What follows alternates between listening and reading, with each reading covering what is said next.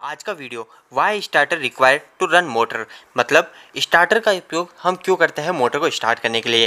दोस्तों ये सवाल लगभग सभी जनों के मन में आ चुका होता है और ये कन्फ्यूजन बहुत रहता है कि आपने देखा होगा दोस्तों, हम एक एमसीबी से भी मोटर को रन करा सकते हैं। तो हम डीओएल स्टार्टर आपने देखे होंगे, सबसे ज़्यादा इंडस्ट्री में यही स्टार्टर लगे होते हैं।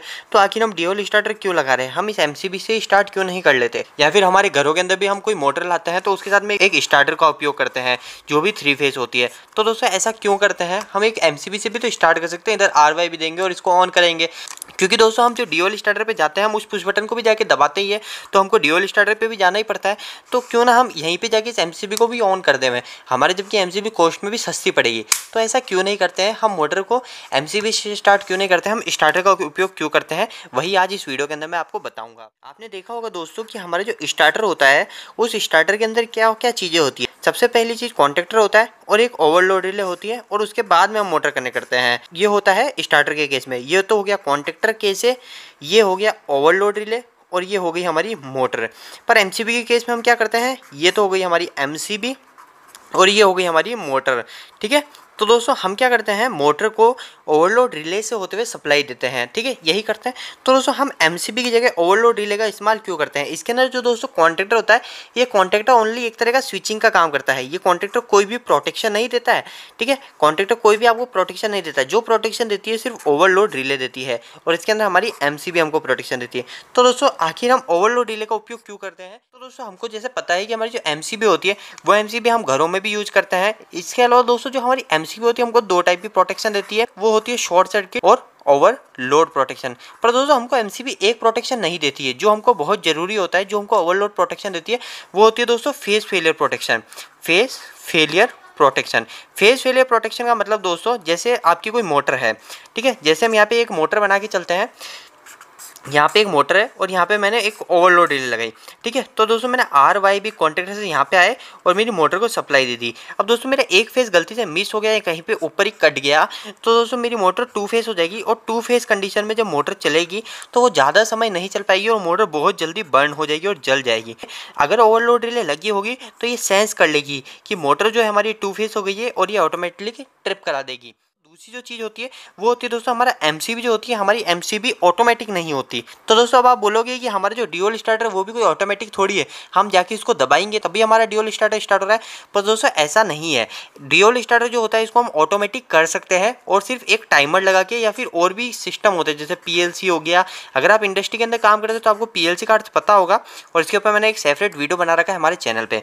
तो दोस्तों इसके अलावा हम टाइमर भी लगा सकते हैं, और भी बहुत सारे ऑप्शन है। आप आजकल आपने देखा होगा जो हमारे खेतों में हमारे जो स्टार्टर लगे होते हैं, हम यानी घर से ही एक फ़ोन लगाएंगे, और अगर फ़ोन लगा के हम क्या करेंगे, उस स्टार्टर को ऑन करा देंगे, और स्टार्टर को ऑन करा देंगे तो हमारी मोटर ऑन आ जाएगी। यानी घर से ओनली एक कॉल करने की देर है हमको, तो हमको वहाँ पे जाके स्टार्ट करना थोड़ी पड़ रहा है। पर हमारी एमसीबी अगर वहाँ पे लगी होती है दोस्तों, तो एमसीबी को क्या, हमको एक मैकेनिकल के थ्रू, यानी हमको एक प्रेशर देना पड़ रहा है एमसीबी को ऑन करने के लिए।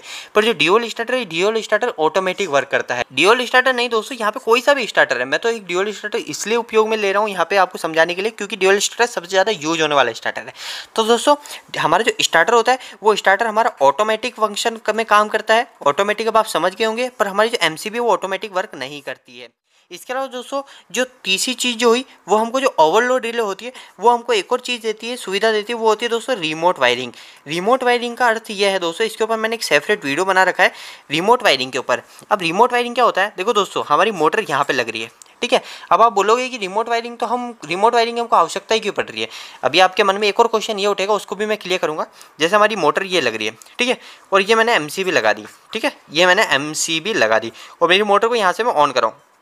पर दोस्तों मेरे को क्या करना है, मेरी मोटर को मेरे को यहाँ से ऑन नहीं, इसको बहुत दूर से यहाँ से इस मोटर को ऑन करना है। तो मैं क्या करूँगा, अब आप बोलोगे कि कोई बात नहीं, मैं तो एमसीबी को यहाँ लगा दूंगा। तो दोस्तों इसमें एक प्रॉब्लम बहुत बड़ी होगी।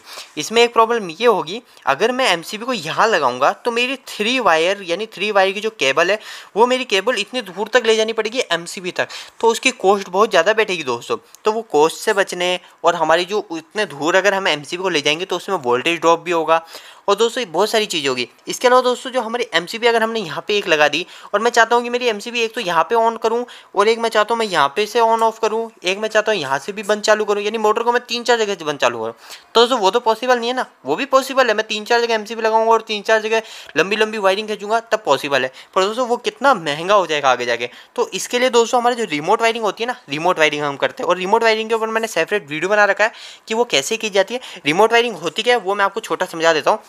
रिमोट वायरिंग का मतलब हमारे जैसे ये मोटर है और इस मोटर के स्टार्टर यहाँ पे है, ठीक है, स्टार्टर यहाँ पे बंद चालू ऑन ऑफ करने के स्विच, ठीक है, ऑन ऑफ करने के मतलब यहाँ पे इसी स्टार्टर के अंदर हमारे कॉन्टैक्टर रिले सब यहीं पे ही है।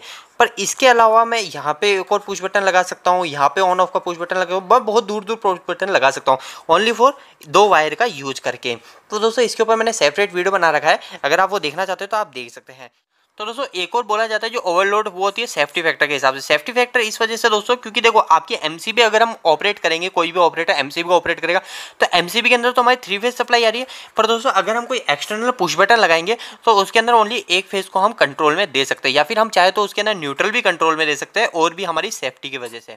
इसके अलावा दोस्तों एक और जो हमारे फायदा होता है स्टार्टर को लेके वो होता है दोस्तों हम स्टार्टर के अंदर हमारी मोटर को बहुत तरीके से रन करा सकते हैं। स्टार्टर का मतलब दोस्तों स्टार्टर में आपने पॉइंट सुने होंगे, जैसे हमारा रिवर्स फॉरवर्ड स्टार्टर होता है, स्टार डेल्टा स्टार्टर होता है, यानी अलग अलग टाइप के स्टार्टर होते हैं जो हमारी मोटर के हिसाब से हम मोटर को ऑपरेट कराते हैं। अब रिवर्स फॉरवर्ड स्टार्टर बहुत ही सिंपल चीज़ होती है, जैसे हमारी मोटर है, इस मोटर को मेरे को थोड़ी देर एंटी क्लॉकवाइज रन कराना है, फिर थोड़ी देर बाद क्लॉकवाइज रन कराना है, तो उसके लिए क्या करना पड़ेगा दोस्तों, मेरे को सिर्फ एक बटन लगा दूंगा और उससे मेरा काम हो जाएगा। पर दोस्तों अगर मेरी एमसीबी होगी तो एमसीबी के केस में क्या करना पड़ेगा, मुझे बार बार हमारे उस वायर को इंटरचेंज करना पड़ेगा, तब जाएगी मेरी मोटर रिवर्स फॉरवर्ड रन होगी। इसके अलावा दोस्तों स्टार डेल्टा जो प्रोटेक्शन है वो प्रोटेक्शन भी हमारे सिर्फ एक बटन दबाने से हमारी प्रोटेक्शन मिल जाती है। इसके ऊपर मैंने एक सेपरेट वीडियो भी बना रखा है कि स्टार डेल्टा क्या काम करता है और इसको क्यों लगाते हैं। तो दोस्तों आई होप कि आपको ये वीडियो अच्छा लगा होगा। अगर आपको ये वीडियो अच्छा लगा हो तो वीडियो को लाइक कीजिए। अगर मेरे से कोई कमी इस वीडियो के अंदर रह गई हो और आपको कोई भी क्वेश्चन इस वीडियो के प्रति रह गया हो तो आप मुझे नीचे कमेंट बॉक्स में कमेंट करके पूछ सकते हैं। इलेक्ट्रिकल की वीडियोस अगर आप हिंदी में देखना पसंद करते हैं आज ही चैनल को सब्सक्राइब कर लीजिए। आज के लिए इतना ही, धन्यवाद।